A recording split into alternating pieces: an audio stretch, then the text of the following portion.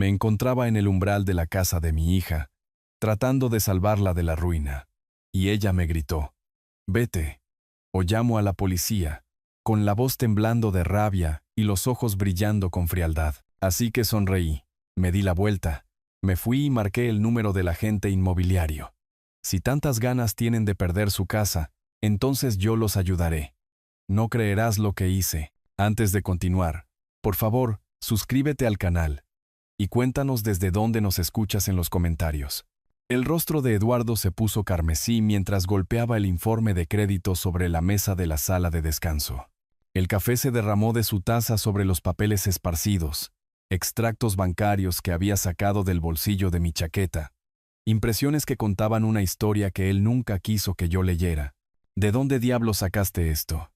Su voz se quebró como la de un adolescente atrapado robando. Mantuve mi tono de voz estable, la forma en que había aprendido a hablar con contratistas en pánico, cuando los cimientos comenzaban a asentarse mal. El banco llamó a mi casa por error, algo sobre un aviso de pago atrasado para la dirección de Sofía. Toqué el extracto con un dedo. $53,000, Eduardo, en deudas de juego, garantizadas con la casa de mi hija. Él se acercó, lo suficiente como para que pudiera oler su colonia mezclada con sudor nervioso. Las luces fluorescentes sobre nosotros zumbaban como avispas furiosas. Esto no es asunto suyo, viejo. ¿No es asunto mío? Extendí los papeles sobre la superficie rayada de la mesa. Mi hija está a punto de perder su hogar porque no puedes alejarte de las páginas de apuestas por internet. ¿Y no es asunto mío? El costoso reloj de Eduardo reflejó la luz cruda mientras apartaba los documentos. Los papeles cayeron al suelo de linóleo como hojas moribundas. Manténgase fuera de mis asuntos, Arturo. Yo me encargo de mis propias cosas. ¿Tus asuntos? Me agaché y recogí cada hoja con el mismo cuidado metódico que una vez usé para organizar planos. Estas líneas de crédito están vinculadas a la casa de Sofía, la casa que ella cree que está segura, la casa que no sabe que has estado usando como garantía. Ella lo sabe, pero su voz vaciló. Ah, ¿sí? Me enderecé, sosteniéndole la mirada. ¿Sabe ella sobre la segunda hipoteca? ¿La línea de crédito sobre el capital de la vivienda? ¿El préstamo contra su fondo de jubilación? Eduardo se dio la vuelta, mirando la máquina expendedora que zumbaba en la esquina, con los hombros tensos bajo su camisa planchada. Lo estoy manejando. ¿Pidiendo más préstamos? Saqué mi teléfono y le mostré la captura de pantalla que había tomado de su última solicitud de crédito. Esta es por $30,000, contra la misma casa. Él se giró bruscamente y trató de arrebatarme el teléfono. Lo retiré, pero no antes de ver algo cruzar su rostro. No solo ira, sino miedo. Miedo real. Usted no entiende, dijo, pero la lucha se desvanecía de su voz. Tenía un sistema. Estaba funcionando. Tu sistema está a punto de costarle a mi hija su hogar. ¿Su hija?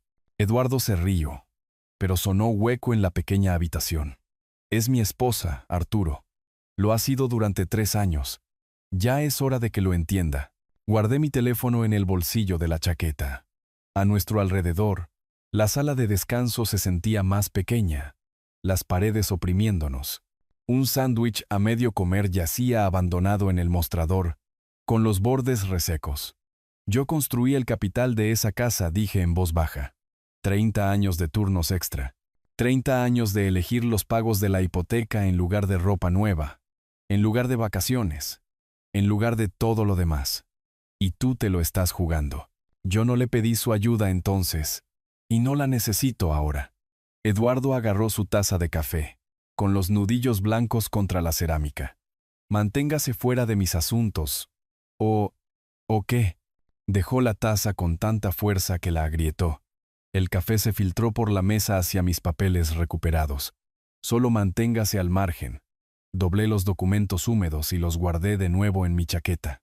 Eduardo se quedó allí, respirando con dificultad, como si acabara de correr una milla. La máquina expendedora se apagó, dejándonos en un silencio repentino. Estoy tratando de ayudar, dije. No quiero su ayuda. Asentí y me dirigí hacia la puerta. Detrás de mí, Eduardo gritó algo sobre que me metiera en mis propios asuntos, sobre que supiera cuál era mi lugar. Pero yo ya estaba pensando en el futuro. Ya estaba planeando. Sofía escucharía razones. Tenía que hacerlo. Mis pasos resonaron en el pasillo vacío mientras miraba mi reloj. Las 3:30. Sofía llegaría pronto a casa de su turno, y Eduardo no regresaría hasta después de las 6. Tiempo de sobra para una conversación que podría salvar su casa. El motor hacía tic-tac, mientras se enfriaba en la entrada de la casa de Sofía. A través de la ventana delantera, podía ver el brillo azul de esa enorme televisión que Eduardo había comprado el mes pasado, la que probablemente costó más que el pago mensual de la hipoteca de la mayoría de la gente. Me senté por un momento, organizando mis pensamientos de la misma manera que una vez organicé los cronogramas de construcción. Paso 1. Mostrarle los documentos. Paso 2. Explicarle el peligro. Paso 3. Ayudarla a encontrar una solución.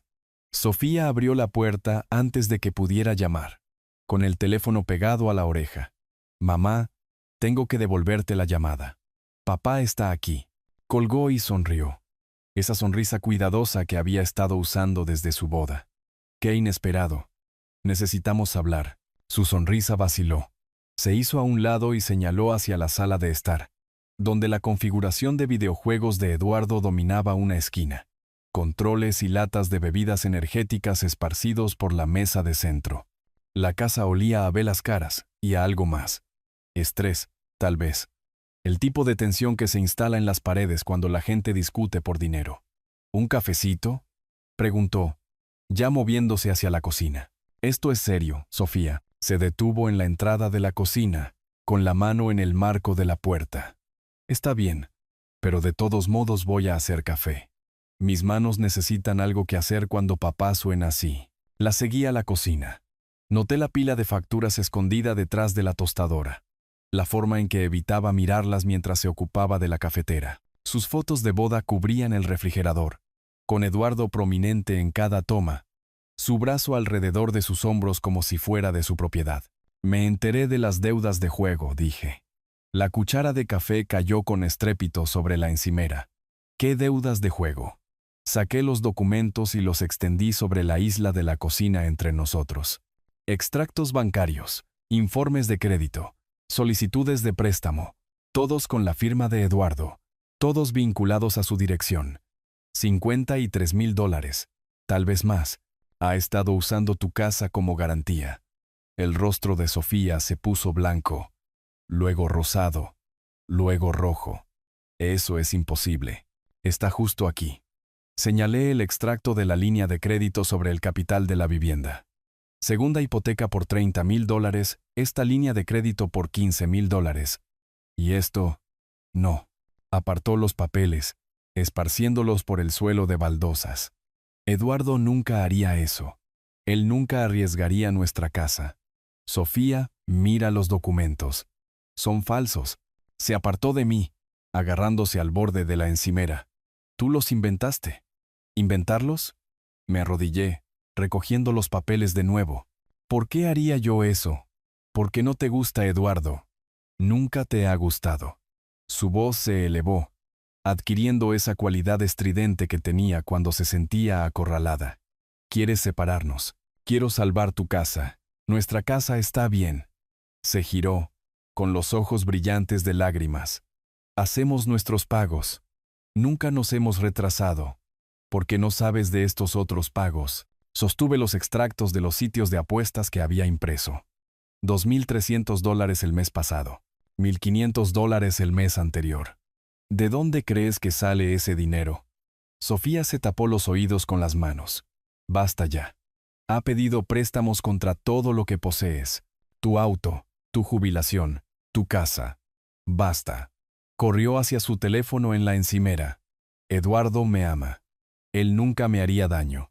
Estás mintiendo. Me levanté lentamente, mi rodilla protestando. A nuestro alrededor, la cocina se sentía frágil de alguna manera, como un decorado de teatro que podría colapsar si alguien hablaba demasiado alto. No estoy mintiendo, mija. No me llames así. Sus dedos temblaban mientras buscaba en sus contactos. No te atrevas a llamarme así. Sofía, vete. Las palabras salieron estranguladas, desesperadas. Vete de mi casa ahora mismo. ¿Tu casa? Miré a mi alrededor, a todas las compras caras de Eduardo, a las facturas que ella no quería leer, a las fotos de la boda donde apenas aparecía yo. Esta casa que te ayudé a comprar, para la que firmé como cosolicitante. Vete levantó el teléfono como un arma. Vete, o llamo a la policía y les digo que nos estás acosando. Algo frío se instaló en mi pecho. No era dolor. Había superado el dolor en algún punto entre la cafetera y ella tapándose los oídos. Esto era otra cosa. Algo más claro. Sonreí. Sofía parpadeó, confundida por la expresión. Esperaba ira, tal vez súplicas. En cambio, recogí mis papeles con el mismo cuidado metódico que había mostrado en la sala de descanso de Eduardo. Cada documento doblado con precisión, guardado en el bolsillo de mi chaqueta. ¿Llamarás a la policía?, dije en voz baja. Sí, lo haré. Pero la incertidumbre cruzó su rostro. ¿A tu padre, que está tratando de salvar tu casa? No estás tratando de salvar nada. Estás tratando de arruinar mi matrimonio. Caminé hacia la puerta. Me detuve en la entrada de la cocina. Detrás de mí, Sofía se aferraba a su teléfono como a un salvavidas. Espero que Eduardo valga la pena, dije. Lo vale. Espero que la casa también. Salí. Caminé lentamente hacia mi auto. Sofía apareció en la ventana delantera, con el teléfono todavía pegado a la oreja. Probablemente llamando a Eduardo, advirtiéndole sobre el papá loco y sus documentos falsos.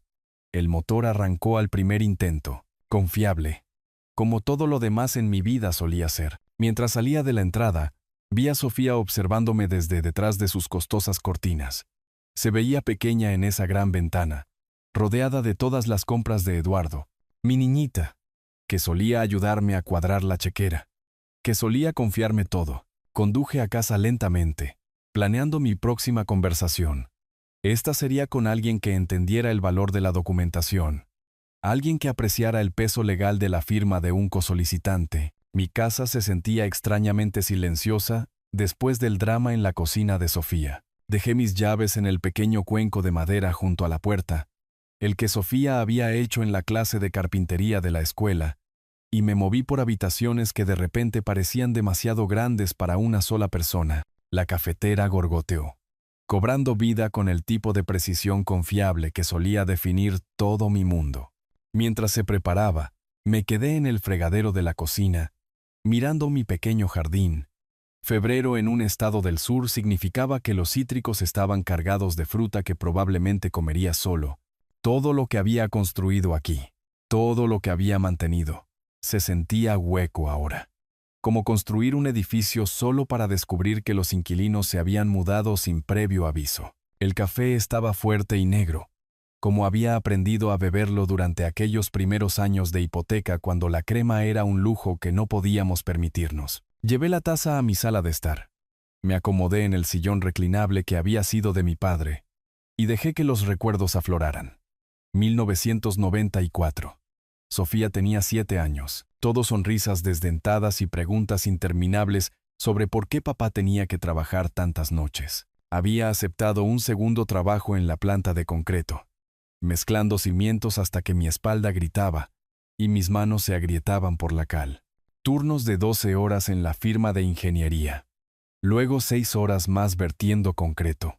18 horas al día, para que pudiéramos hacer el pago de la hipoteca 3 días antes cada mes. ¿Por qué pagas de más, papi?, me había preguntado Sofía una vez, sentada en mi regazo, mientras yo llenaba a mano el talón de pago. Su pequeño dedo trazaba los números que había escrito, siempre $50 más de lo requerido.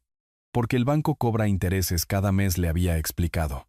Si pagamos extra al capital, ahorramos dinero más adelante. Ella había sentido solemnemente, como si entendiera el interés compuesto a los 7 años. Así seremos dueños de la casa más rápido. Así es, mija. Para que sea realmente nuestra. El recuerdo sabía amargo ahora, mezclado con café y 30 años de ironía. Había escatimado y ahorrado y calculado cada pago extra, pensando que estaba asegurando su futuro, enseñándole el valor de la propiedad, de construir capital en lugar de tirar el dinero en alquiler. Recordé el año en que no pudimos permitirnos unas vacaciones porque el calentador de agua se estropeó. Sofía había llorado por perderse el viaje de la clase al parque de diversiones, mientras yo gastaba nuestro fondo de vacaciones en reparaciones de plomería. Es nuestra casa, le había dicho. Cuando eres dueño de algo, lo cuidas. Pero ella había olvidado esa lección en algún lugar entre las pruebas de su vestido de novia y las promesas de Eduardo. Olvidó las noches que cené sándwiches sencillos para que ella pudiera tener fruta fresca en su lonchera. Olvidó las horas extra que pagaron su universidad, su coche, su boda. Eduardo nunca había trabajado horas extra en su vida. Nunca había calculado pagos de hipoteca, ni cuadrado una chequera, ni elegido entre la despensa y la gasolina. Eduardo vivía en un mundo donde el dinero aparecía cuando se necesitaba, donde las consecuencias eran conceptos abstractos que le sucedían a otras personas. Y Sofía había elegido ese mundo sobre el mío. Mi café se había enfriado mientras recordaba. Dejé la taza en la mesita auxiliar, junto a la foto de Sofía en su graduación de la preparatoria. Estaba tan orgullosa ese día, tan emocionada por comenzar la universidad sin deudas porque su cuidadoso padre había estado planeando y ahorrando desde que ella tenía 7 años. Hice todo por ella, dije en voz alta, mi voz extraña en la casa silenciosa. Pero eso ya no era del todo cierto, ¿verdad? Ella había tomado su decisión cuando me dijo que me fuera, cuando eligió las mentiras de Eduardo sobre mi documentación, cuando amenazó con llamar a la policía a su propio padre. Ahora yo tenía una elección diferente que hacer.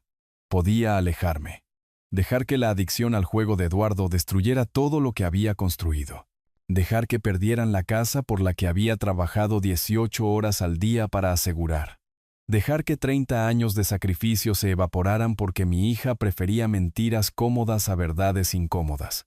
O podía contraatacar, no como un padre tratando de salvar a su hija ingrata, no como un abuelo preocupado porque sus futuros nietos tuvieran un hogar estable.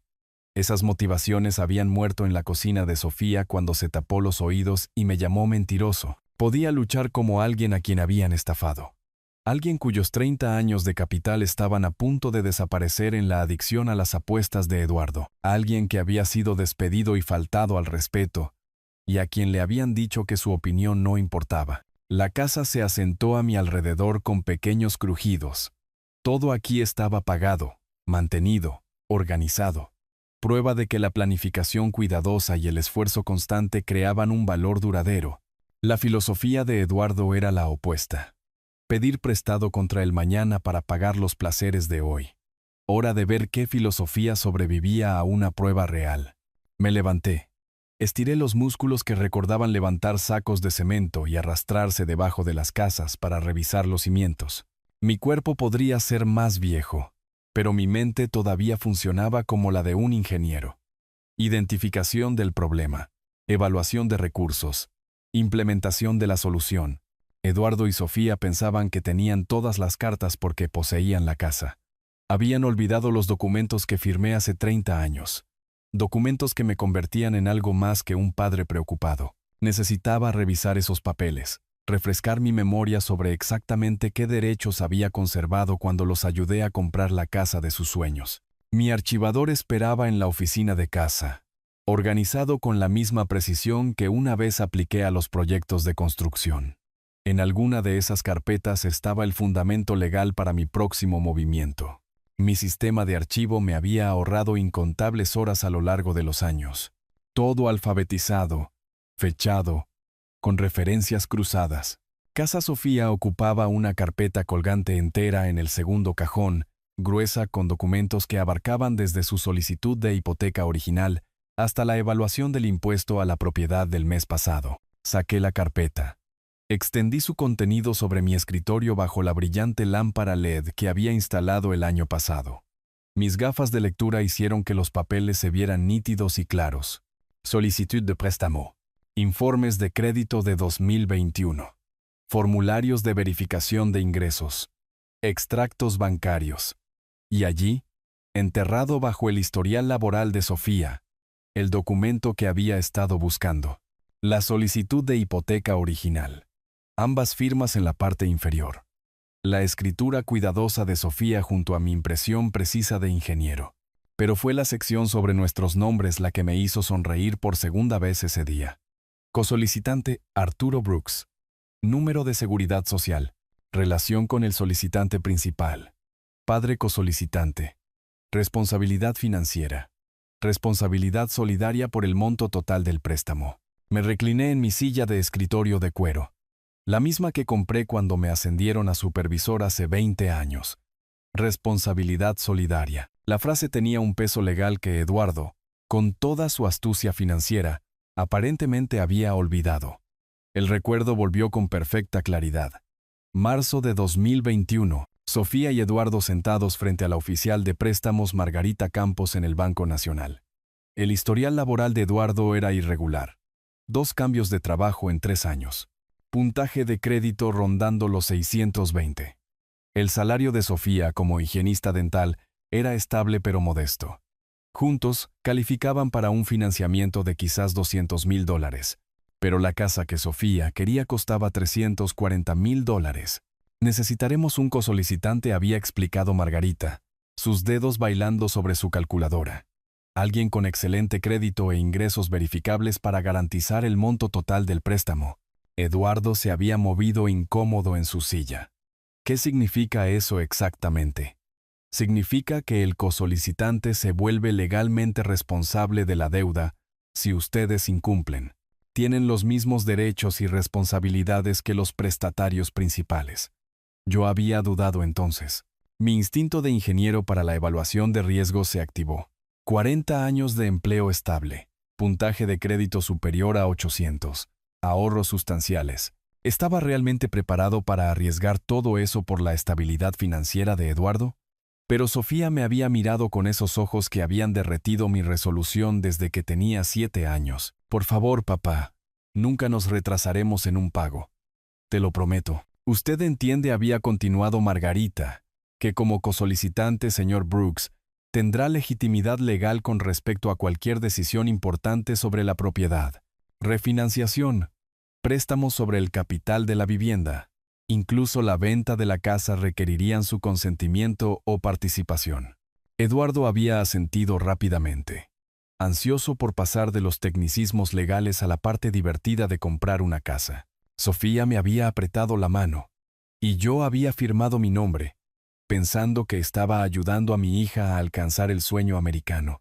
Ahora, 4 años después, con las deudas de juego de Eduardo garantizadas contra mi propiedad consignada, esos tecnicismos legales parecían notablemente útiles. Saqué una lupa. Leí la letra pequeña que había pasado por alto en 2021. El lenguaje era denso, cargado de terminología legal que me habría hecho girar la cabeza si no hubiera pasado 40 años leyendo contratos de construcción. Pero una sección se destacaba como un faro. En caso de dificultades financieras, incumplimiento o disputa sobre el uso o disposición de la propiedad, todos los cosolicitantes conservan la misma legitimidad legal para iniciar medidas de protección, incluyendo, entre otras, procedimientos de ejecución hipotecaria, venta forzosa o transferencia de título. Venta forzosa. Dejé el documento. Miré mi reflejo en la ventana oscura. Eduardo y Sofía podían amenazar con llamar a la policía a un padre preocupado, pero no podían desestimar a un copropietario legal que había descubierto que su inversión se estaba jugando sin su consentimiento. Saqué mi teléfono. Busqué en mis contactos. Encontré el número que había guardado hace 3 años cuando ayudé a Sofía a entender los impuestos a la propiedad. Ricardo Campos, el hermano de Margarita, un abogado inmobiliario que se especializaba en disputas de propiedad familiar. Mañana haría algunas llamadas. No como un padre tratando de salvar a su hija ingrata de su marido jugador, no como un abuelo preocupado por la estabilidad familiar futura, como un copropietario protegiendo su inversión. Eduardo pensaba que era listo, pidiendo préstamos contra una propiedad que no entendía del todo. Sofía pensaba que podía ignorarme porque yo era solo papá, fácil de ignorar cuando mis opiniones se volvían inconvenientes. Ambos habían olvidado la regla más importante que había aprendido en la construcción. Siempre revisa los cimientos antes de empezar a construir. Y en este caso, sus cimientos tenían mi nombre por todas partes. Regresé cuidadosamente cada documento a su lugar apropiado en la carpeta. Deslicé la carpeta de nuevo a su posición alfabetizada. Todo organizado, todo documentado, todo listo para la siguiente fase. La fase 1 había sido el descubrimiento y la confrontación. La fase 2 había sido intentar la reconciliación. Ambas habían fracasado porque Eduardo y Sofía operaban desde la emoción y la negación en lugar de los hechos y la realidad legal. La fase 3 sería diferente. La fase 3 involucraría a personas que entendían el lenguaje de los contratos y el derecho de propiedad. Personas que no se taparían los oídos cuando se les presentara una verdad incómoda.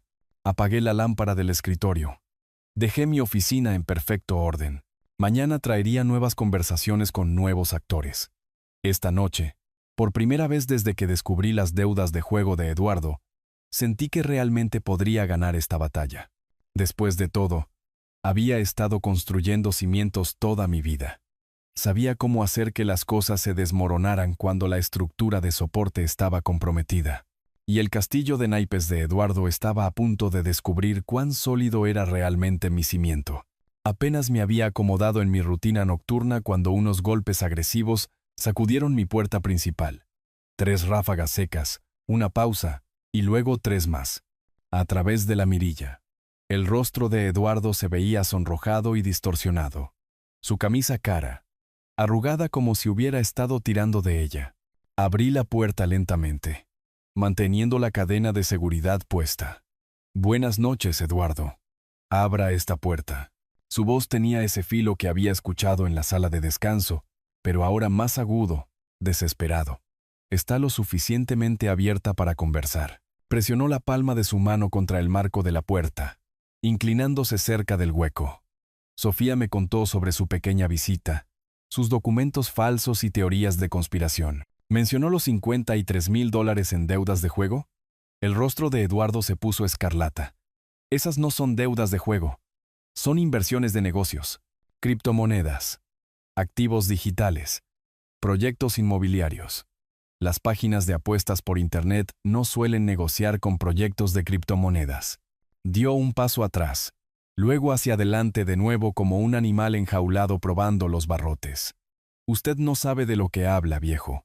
Metí la mano en el bolsillo de mi chaqueta y saqué mi teléfono. Los ojos de Eduardo siguieron el movimiento. ¿Debería llamar a Sofía? ¿Pedirle que venga y escuche su explicación sobre las inversiones de negocios? No se atreva. Me señaló con un dedo tembloroso a través del hueco. Ya ha hecho suficiente daño a mi matrimonio. Yo no le he hecho nada a su matrimonio. Su adicción al juego está haciendo mucho por sí sola. Eduardo golpeó la puerta con la palma de la mano. No es una adicción. Tengo un sistema. Estaba ganando dinero hasta que... Se contuvo, cerrando la boca. Hasta que... Mantuve mi voz nivelada. Curiosa. Hasta nada. Mire, necesita mantenerse al margen de nuestros asuntos. Completamente al margen. No más visitas sorpresa. No más extractos bancarios falsos. No más veneno en el oído de Sofía. ¿O qué? La sonrisa de Eduardo no tenía calidez. O las cosas podrían ponerse desagradables para usted. Viejos solitarios que viven solos. Los accidentes ocurren. Estudié su rostro a través del estrecho hueco. El sudor perlaba su frente a pesar del frío de febrero. Su mano izquierda no dejaba de golpear su muslo. Un ritmo nervioso que había visto en contratistas desesperados que sabían que sus ofertas eran rechazadas. ¿Me está amenazando, Eduardo? Le estoy explicando la realidad. Se inclinó más cerca del hueco y percibí el olor a alcohol mezclado con su colonia habitual. Sofía y yo somos felices. Estamos manejando nuestras finanzas perfectamente.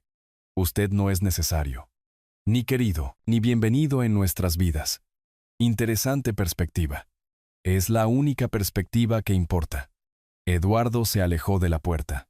Se arregló la camisa arrugada. Aléjese de nosotros, Arturo. Lo digo en serio. Lo vi caminar hacia su auto. Un auto de lujo alemán que ahora sabía que no podía permitirse. El motor arrancó con el suave ronroneo de la ingeniería alemana comprada con dinero prestado. Salió de mi entrada demasiado rápido.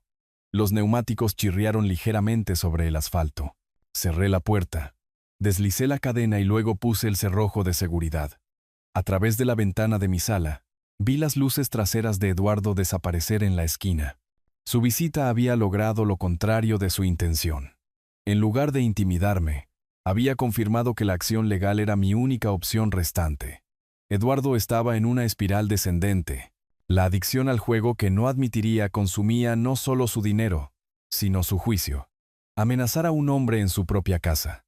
Hacer vagas referencias a accidentes. Estas no eran las acciones de alguien en control de su situación. Tomé mi teléfono. Busqué en mis contactos hasta que encontré el número que había guardado antes. Ricardo Campos, agente inmobiliario. Mañana por la mañana, comenzaría a transformar mi descubrimiento legal en acción concreta. Eduardo pensó que podría intimidarme para que guardara silencio. Había olvidado que había pasado 40 años lidiando con contratistas que prometían lo imposible y luego amenazaban con demandas cuando la realidad intervenía. La diferencia era que esta vez yo tenía las cartas legales, y a diferencia de Eduardo, sabía exactamente cómo jugarlas. La oficina de Ricardo Campos ocupaba una suite de esquina en un edificio de cristal del centro, con gráficos del mercado cubriendo una pared y una vista del horizonte en expansión de la ciudad a través de ventanas de piso a techo. Se levantó cuando entré, extendiendo un firme apretón de manos que me recordó por qué había confiado en él para ayudar a Sofía a entender los impuestos a la propiedad hace 3 años. Arturo, qué gusto verte de nuevo. Aunque sospecho que esto no es una visita social, necesito un análisis de mercado actual. Me acomodé en la silla de cuero frente a su escritorio. Saqué la carpeta que contenía la información de la propiedad de Sofía. Esta dirección, análisis comparativo de mercado completo. Condiciones actuales. Ricardo abrió su computadora portátil y comenzó a escribir. Este es el lugar de su hija, ¿verdad? El que trabajamos en las evaluaciones de impuestos. Así es. Sus dedos se detuvieron sobre el teclado. ¿Todo bien con la familia? Concentrémonos primero en los números. Ricardo asintió y volvió a su pantalla. Lo observé trabajar. El mismo enfoque metódico que me había impresionado durante nuestros tratos anteriores. Aparecieron gráficos, comparaciones de vecindarios, datos de ventas recientes. Después de 20 minutos, se reclinó. En este mercado estás viendo unos $460,000. Quizás $470,000 con el comprador adecuado. El vecindario se ha apreciado significativamente desde 2021. Tomé notas en mi libreta de bolsillo. El precio de compra original fue de $340,000. Buena acumulación de capital. ¿El saldo actual de la hipoteca sería de cuánto? ¿Alrededor de $280,000? $293,000, más los $53,000 adicionales que Eduardo ha pedido prestados contra ella. La expresión profesional de Ricardo no cambió, pero algo se movió detrás de sus ojos. Préstamos adicionales. Línea de crédito sobre el capital de la vivienda. Múltiples líneas de crédito. Todo garantizado por la propiedad. Ya veo. Ricardo cerró su computadora portátil y se inclinó ligeramente hacia adelante. Arturo, ¿estamos hablando de una situación de venta forzosa? Estamos hablando de una acción legal de partición. Soy cosolicitante en la hipoteca original. La comprensión se reflejó en el rostro de Ricardo. Derechos de cosolicitante. Eso lo cambia todo. Reabrió su computadora portátil. Sacó diferentes pantallas. Los juicios de partición generalmente resultan en ventas ordenadas por el tribunal. El cronograma varía, pero los compradores saben que es una situación de vendedor motivado. ¿Lo que significa? Significa que estás viendo precios de venta rápida. Rango de $420,000 a $430,000. Todavía un capital sustancial, pero no el valor máximo. Calculé rápidamente. $420,000 menos $293,000 en la hipoteca original, menos $53,000 en deudas de Eduardo, menos los honorarios legales y las comisiones inmobiliarias, aproximadamente $70,000 de ganancias netas, repartidas entre las partes según su porcentaje de propiedad. Lo que nos lleva a mi próxima cita. Ricardo me entregó su tarjeta de presentación y escribió un número de teléfono en el reverso. Esa es mi línea directa. Cuando estés listo para seguir adelante, llámame primero. Las ventas de partición requieren un manejo especial. Le estreché la mano de nuevo. Salí de su oficina con claridad sobre el panorama financiero.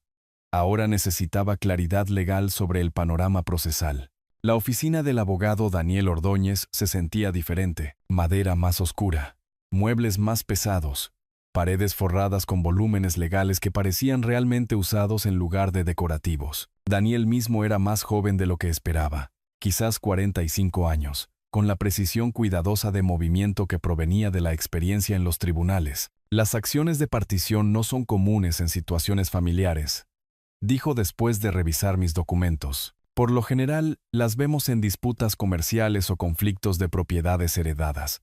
¿Cuál es la diferencia? La complejidad emocional. Los socios comerciales pueden odiarse, pero entienden las hojas de cálculo. Los miembros de la familia, bueno, se toman todo de manera personal. Daniel extendió los papeles de mi hipoteca sobre la mesa de conferencias. Como cosolicitante, tiene más derechos de los que podría pensar. No es solo un aval que garantizó la deuda, es un copropietario legal de la propiedad.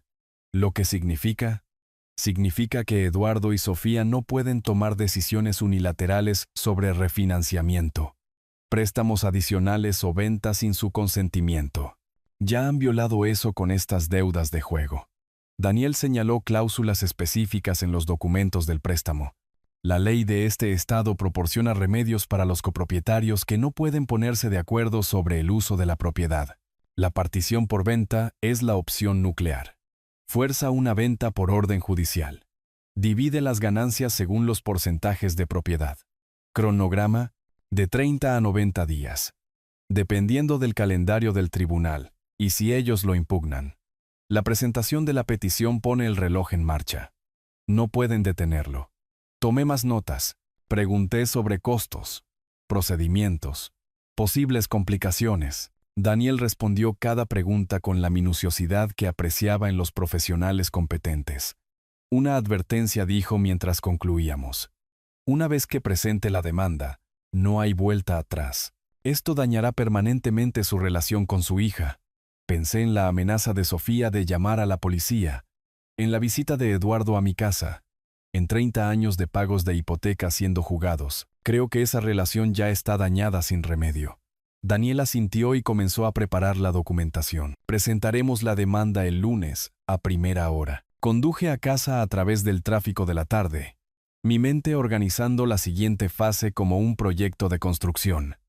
Cimientos completos, investigación legal terminada, materiales pedidos, profesionales contratados, permisos obtenidos, presentación judicial programada. Ahora venía la parte difícil, la fase de construcción, donde la planificación cuidadosa se encontraba con la realidad impredecible. Pero a diferencia de los proyectos de construcción, este tenía un resultado garantizado. Eduardo y Sofía aprenderían que los documentos legales no eran sugerencias, y los cosolicitantes no eran solo adornos financieros. Aprenderían que algunos cimientos no pueden ser sacudidos, incluso cuando todo lo construido sobre ellos se está desmoronando. La mañana del lunes llegó gris y fría, el tipo de día de febrero que hacía que el sur se sintiera casi como invierno. Me vestí con cuidado, mi buen traje, el azul marino que había usado en la boda de Sofía, junto con la corbata que me había regalado el último día del padre. Si íbamos a la corte, me vestiría para la corte. Daniel me encontró en el estacionamiento del juzgado, llevando un maletín de cuero que parecía haber visto muchas batallas legales. ¿Listo para esto?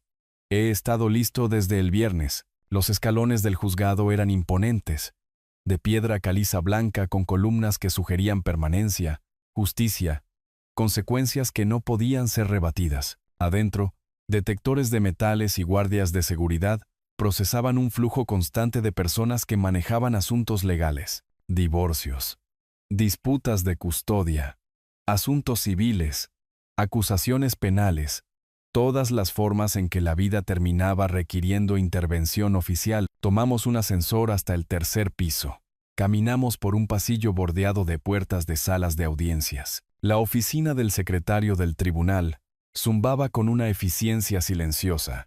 Computadoras zumbando, impresoras trabajando, personas presentando documentos que cambiarían vidas. Revisión final, dijo Daniel extendiendo nuestra petición sobre una pequeña mesa en la sala de espera. Petición de partición por venta, listándolo a usted como copropietario, a Eduardo y Sofía como codemandados. Dirección de la propiedad, descripción legal, gravámenes y cargas actuales. Leí cada página con cuidado. Mi nombre aparecía en todo el documento. No como padre o cosolicitante, sino como demandante y copropietario.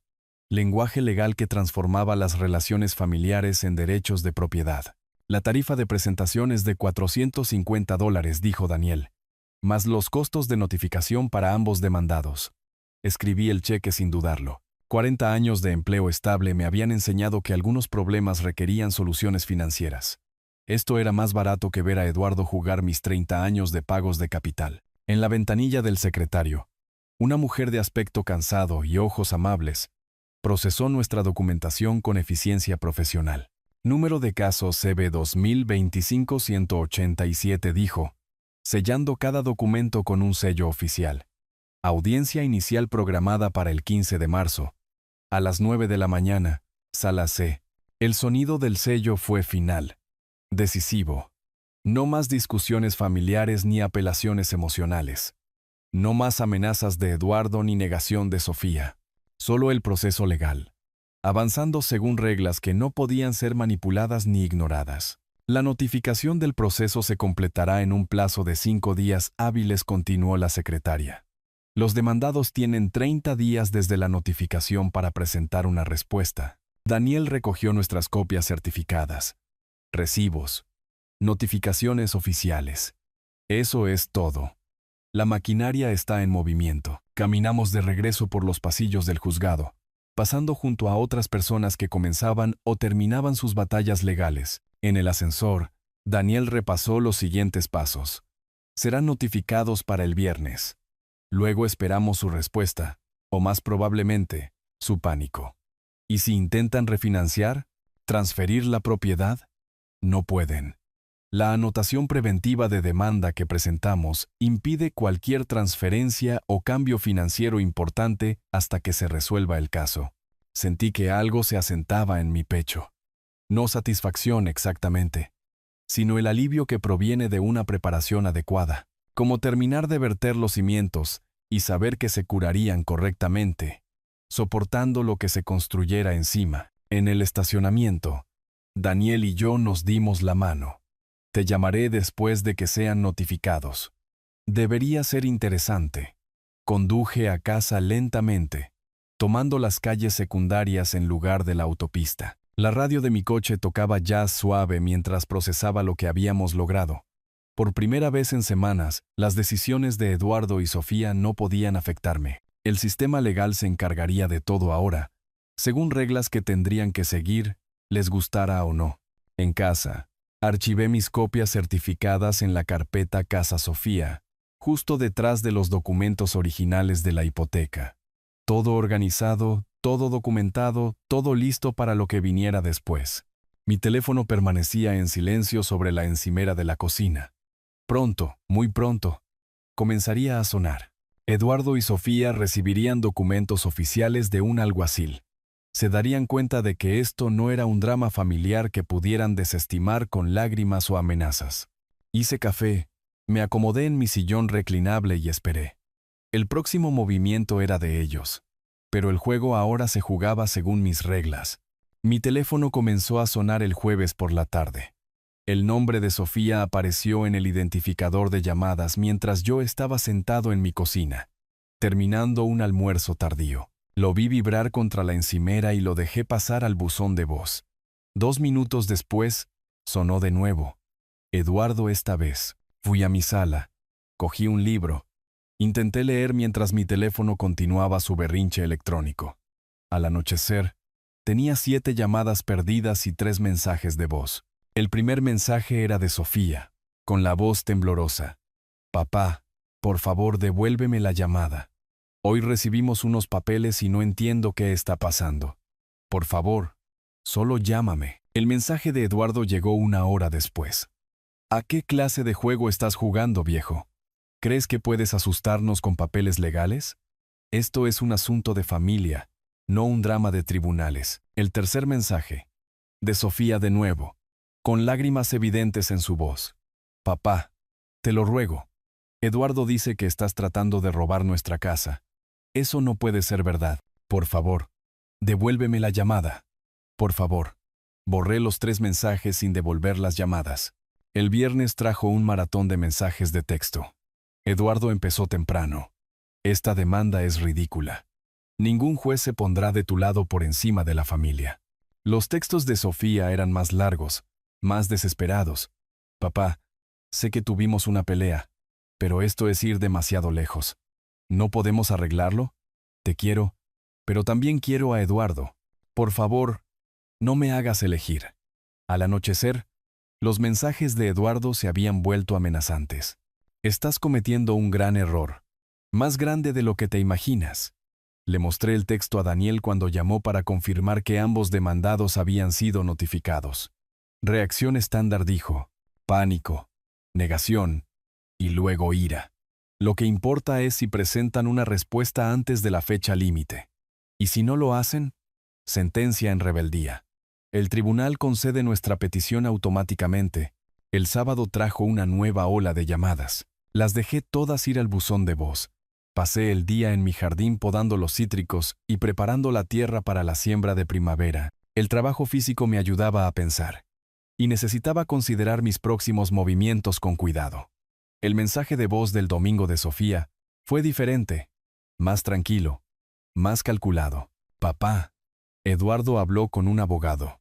Dice que esto de la partición es solo una táctica para asustarnos, que en realidad no quieres vender nuestra casa, solo quieres atención, así que no vamos a seguirte el juego. Vamos a ignorar todo este circo legal hasta que entres en razón. Escuché ese mensaje 2 veces y luego llamé a Daniel. ¿No van a presentar una respuesta?, preguntó. Eduardo cree que es un farol. Perfecto. Eso es exactamente lo que queremos que piensen. La mañana del lunes trajo silencio, sin llamadas, sin textos, sin mensajes de voz. Eduardo y Sofía habían decidido ignorar el sistema legal, confiando en que las relaciones familiares prevalecían sobre la ley de propiedad. Pasé la mañana organizando mis archivos, asegurándome de que todo estuviera listo para la audiencia en rebeldía. Alrededor del mediodía, conduje hasta el juzgado y revisé los registros públicos. Efectivamente, ninguno de los demandados había presentado respuesta. Esa tarde, llamé a Ricardo para programar la tasación de la propiedad requerida para la venta ordenada por el tribunal. ¿No se oponen?, preguntó. Creen que es una disputa familiar que no requiere respuesta legal. Ricardo silbó suavemente. Eso les va a costar unos $100,000 de capital. El martes trajo un último mensaje de voz de Eduardo, su voz con menos convicción que antes. Mira, Arturo, tal vez todos nos acaloramos un poco. ¿Por qué no vienes a cenar este fin de semana? Podemos arreglar esto como familia. Borré el mensaje y me preparé un café. Afuera de la ventana de mi cocina, mis cítricos estaban cargados de fruta, naranjas y pomelos que habían tardado años en madurar, requiriendo paciencia y cuidado constante para alcanzar su potencial. Eduardo y Sofía habían tomado su decisión. Habían decidido que los documentos legales eran sugerencias, que los plazos judiciales eran opcionales, que la ley de propiedad no se aplicaba a su situación. En 2 semanas, descubrirían cuán equivocados estaban, pero para entonces, sería demasiado tarde para cambiar de opinión. La maquinaria legal que había puesto en marcha completaría su trabajo, independientemente de sus sentimientos familiares o desesperadas apelaciones de último minuto. Les había dado todas las oportunidades para abordar el problema de manera responsable. Habían elegido las deudas de juego en lugar de las discusiones familiares, las amenazas en lugar de la conversación honesta, la negación en lugar de la realidad legal. Ahora vivirían con las consecuencias de esas decisiones, las entendieran o no. La llamada de Daniel llegó el miércoles por la mañana mientras regaba mis cítricos. Necesito discutir algo con usted, dijo, su voz con el tono cuidadoso que usan los abogados cuando dan noticias no deseadas. ¿Puede reunirse conmigo en mi oficina esta tarde? Llegué a las 2 en punto. Lo encontré revisando una gruesa carpeta. Las disputas de partición pueden ponerse feas. Comenzó sin preámbulos, especialmente cuando los demandados se dan cuenta de que realmente van a perder su propiedad. Eduardo ya ha hecho amenazas. Eso es lo que me preocupa. Daniel sacó varios estudios de caso. Los extendió sobre su escritorio. Las disputas de propiedad que involucran a adictos al juego siguen patrones predecibles. Primero la negación, luego la ira, y después acciones desesperadas. Estudié los documentos, informes policiales, órdenes de alejamiento, incidentes de vandalismo e intimidación. ¿Sugiere que estoy en peligro físico? Sugiero que quedarse en su casa actual podría no ser prudente mientras esto se resuelve. La idea no se me había ocurrido, pero mientras Daniel describía los riesgos, tenía sentido estratégico. Eduardo estaba en una espiral descendente, su adicción al juego consumiendo no solo dinero, sino también su juicio. Acorralar a personas desesperadas en sus propias casas rara vez terminaba bien. Esa tarde, conduje por complejos de apartamentos cerca del centro, buscando una vivienda temporal que cumpliera con mis criterios. Contrato de mes a mes, amueblado, buena seguridad, proximidad razonable al juzgado. El complejo residencial Las Palmetas encajaba perfectamente. Modesto, pero limpio. Con entrada con código y una gerente de oficina que no hacía preguntas innecesarias. ¿Cuánto tiempo anticipa quedarse?, preguntó mientras procesaba mi solicitud. De 2 a 3 meses, dependiendo de los procedimientos legales. Asintió profesionalmente. Me entregó las llaves de la unidad 2B. Servicios incluidos. Plaza de aparcamiento 47. Pasé la tarde del jueves empacando lo esencial. Ropa para 3 meses. Documentos legales. Artículos personales básicos. Todo lo demás se quedó atrás. Las fotos familiares en mi repisa. Las herramientas en mi garaje. Los muebles que había acumulado durante 40 años de empleo estable. Todo esperaría mi regreso, suponiendo que decidiera regresar. El viernes por la mañana, cargué mi camioneta con 3 maletas y una caja de archivos legales. Antes de irme recorrí cada habitación de mi casa, revisando ventanas, ajustando el termostato, asegurándome de que todo estuviera seguro. En la cocina, detuve la entrega de correo y configuré el reenvío a mi nueva dirección. La casa quedaría vacía pero protegida, como unos cimientos esperando que se reanude la construcción. El apartamento se sentía extraño después de 30 años en mi propia casa. Muebles genéricos, colores neutros. Ninguna historia asociada a ningún rincón o superficie. Pero también se sentía seguro, anónimo, alejado del campo de batalla emocional que mi familia había creado. Me senté en la sala de estar desconocida, mirando un estacionamiento en lugar de mi jardín, y sentí algo inesperado. Alivio, por primera vez en semanas. Mi teléfono no sonaba con amenazas o manipulación emocional. Nadie sabía dónde estaba, excepto Daniel y Ricardo, ambos obligados por la confidencialidad profesional. Eduardo y Sofía podían enfurecerse, conspirar y amenazar todo lo que quisieran. Estarían actuando para una casa vacía, su ira resonando en habitaciones que ya no contenían a su objetivo. Las llaves de mi camioneta estaban en la encimera de la cocina del apartamento 2B, listas para lo que viniera después. La maquinaria legal continuaría su trabajo, independientemente de dónde durmiera o desayunara. Las fechas de la corte procederían. Las evaluaciones de la propiedad se completarían. Las órdenes de venta se ejecutarían. La diferencia era que ahora podía ver cómo se desarrollaba todo, desde una posición de seguridad y distancia estratégica. La adicción al juego de Eduardo era su problema. La negación de Sofía era su elección. Las consecuencias de ambos ya no eran mi carga diaria. Desempaqué mi ropa en la pequeña cómoda del apartamento, cada artículo representando una decisión práctica de priorizar mi bienestar sobre el caos familiar. Durante 40 años, había sido el responsable, el confiable, el que resolvía los problemas de los demás. Ahora estaba resolviendo mi propio problema, y la solución se sentía sorprendentemente liberadora. Desde la ventana de mi apartamento, podía ver la torre del reloj del juzgado a 6 cuadras de distancia. El jueves por la tarde, exactamente una semana después de mi reubicación, mi teléfono vibró con un texto de Ricardo. El tasador completó la evaluación. Informe presentado ante el tribunal. El análisis de mercado confirma nuestras proyecciones. 20 minutos después, mi teléfono comenzó a sonar. El número de Sofía apareció en la pantalla, seguido inmediatamente por el de Eduardo.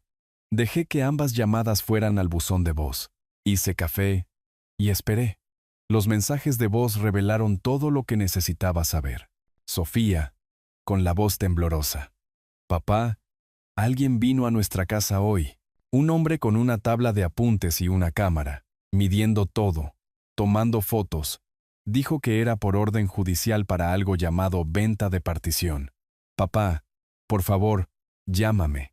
Tengo miedo. Eduardo, con furia apenas contenida. ¿Qué clase de juego enfermo es este, Arturo? ¿Enviaste a un tasador a nuestra casa? Nuestros vecinos lo vieron. Hicieron preguntas. Nos estás avergonzando. Devuélveme la llamada. Ahora, borré ambos mensajes. Abrí mi computadora portátil y revisé el sistema de archivo electrónico del tribunal. El informe del tasador ya estaba subido. Valoración de $437,000. Con fotografías detalladas y evaluaciones de condición. Profesional. Exhaustivo. Devastador. Mi teléfono vibró de nuevo. Texto de Sofía. Papá, por favor solo habla con nosotros. Podemos arreglar esto. Luego Eduardo. Esto ha ido demasiado lejos. Llámame o iré a tu casa. Sonreí, sabiendo que encontraría mi casa vacía. Mi buzón llenándose de correspondencia reenviada que no podía interceptar. Más llamadas durante la noche. 7 de Sofía. 4 de Eduardo. Cada mensaje de voz más desesperado que el anterior. Sofía. Papá, pasé por tu casa. Tu camioneta no está. ¿Dónde estás? ¿Por qué no quieres hablar conmigo? Sé que estás enojado, pero esto es demasiado. Eduardo, no puedes esconderte para siempre, viejo. Descubrí que el tasador fue contratado por un bufete de abogados. Esto no ha terminado. Para el viernes por la mañana, habían descubierto la presentación legal. El mensaje de voz de Eduardo era diferente. Más pequeño. Asustado. Hablé con un abogado. Dice que realmente puedes obligarnos a vender nuestra casa, que deberíamos haber respondido a los papeles del tribunal. Arturo, por favor, ¿podemos vernos en algún lugar? ¿Podemos resolver esto? Pasé la tarde del viernes en la biblioteca de Derecho del juzgado, investigando casos similares, encontrando consuelo en la forma sistemática. El precedente legal creaba resultados predecibles. Al derecho de propiedad no le importaban los sentimientos heridos o las dinámicas familiares. Le importaban los documentos, las firmas, los porcentajes de propiedad, los procedimientos establecidos. El sábado trajo una nueva ola de comunicación. Correos electrónicos esta vez, ya que había dejado de contestar las llamadas. De la cuenta de correo de Sofía. Papá, entiendo que estás enojado. Quizás me equivoqué al amenazar con llamar a la policía. Quizás Eduardo ha estado pidiendo demasiado dinero prestado. Pero, ¿obligarnos a vender nuestra casa? Esto destruirá nuestro crédito, nuestro matrimonio, nuestro futuro. Por favor, no hagas esto. De Eduardo. Mira, admito que tengo un problema con el juego. Buscaré ayuda. Jugadores anónimos, terapia, lo que quieras.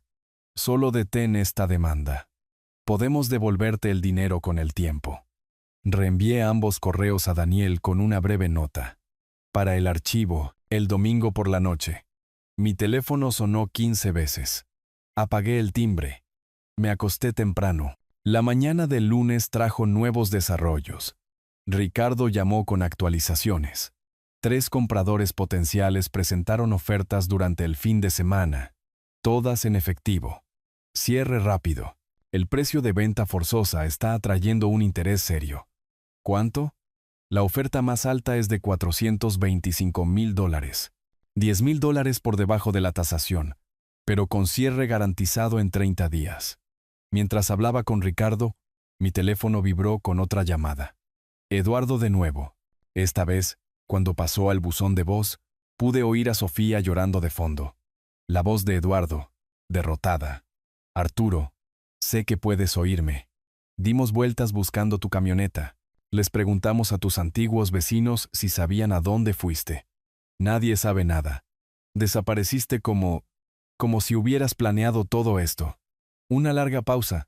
Luego, vamos a perder nuestra casa. ¿Verdad? El abogado dice que esperamos demasiado para responder, que el tribunal simplemente nos la quitará. 30 días. Tenemos 30 días para encontrar otro lugar donde vivir.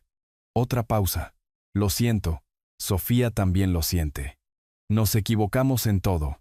El juego. Las amenazas. Decirte que te alejaras. Pero por favor, no nos dejes sin hogar. Somos familia. Guardé el mensaje de voz. Se lo reenvié a Daniel con una nota. Prueba de reconocimiento. Familia. Habían redescubierto esa palabra ahora que las consecuencias legales los estaban aplastando. La familia no había importado cuando se taparon los oídos, y me llamaron mentiroso. La familia no había importado cuando Eduardo me amenazó en mi propia casa. La familia no había importado cuando Sofía eligió su adicción al juego por encima de mis 30 años de sacrificio. Pero ahora, enfrentando la pérdida de su hogar, de repente éramos familia de nuevo. La ironía era perfecta, y perfectamente insignificante. Los procedimientos legales continuarían independientemente de su recién descubierta apreciación por las relaciones familiares. La casa se vendería. Las ganancias se dividirían según los porcentajes de propiedad, y se haría justicia a través de los canales adecuados. Preparé la cena en mi cocina temporal. Observé la torre del reloj del juzgado a través de mi ventana y sentí la satisfacción que proviene de ver cómo las estrategias cuidadosamente planificadas producen los resultados deseados. El letrero de se vende apareció el martes por la mañana. No lo vi instalarse. Eso sucedió mientras yo estaba en el banco, depositando un pequeño cheque de consultoría de mi antiguo empleador. Pero Ricardo llamó con una confirmación fotográfica. Letrero de jardín profesional. Número de servicio de listados múltiples. Vendedor motivado. Adjunto debajo. Ya tenemos citas para visitas programadas para esta tarde, dijo Ricardo. 2 compradores en efectivo. Un grupo de inversión.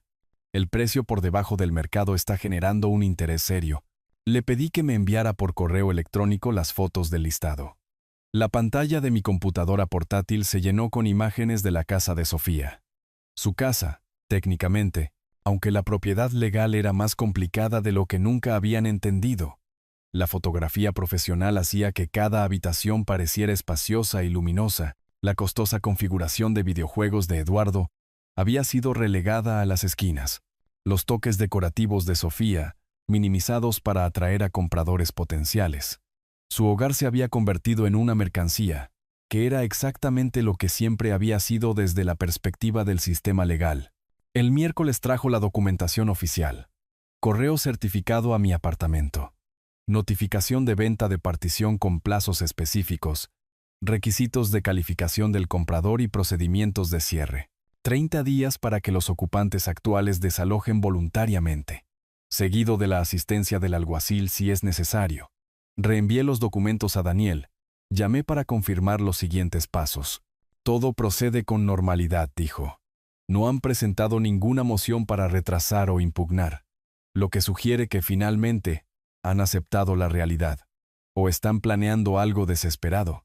Posiblemente, pero legalmente, no hay nada que puedan hacer en este punto. La venta se completará independientemente de su cooperación. El jueves por la tarde, Ricardo llamó con actualizaciones. Aceptamos la oferta del comprador en efectivo. $425,000. Cierre en 15 días, sin contingencias. Sus ganancias netas serán de aproximadamente $78,000 después de los honorarios legales, las comisiones inmobiliarias y el saldo pendiente de la hipoteca. $78,000. No una fortuna, pero una compensación sustancial por 30 años de pagos de hipoteca en una casa en la que nunca había vivido. Dinero que representaba la justicia servida a través de los canales legales adecuados, en lugar de la manipulación emocional familiar. ¿Cuándo necesitan estar fuera? El cierre está programado para el 28 de marzo. Necesitan desalojar para el 25 de marzo para permitir la inspección final y la transferencia de llaves.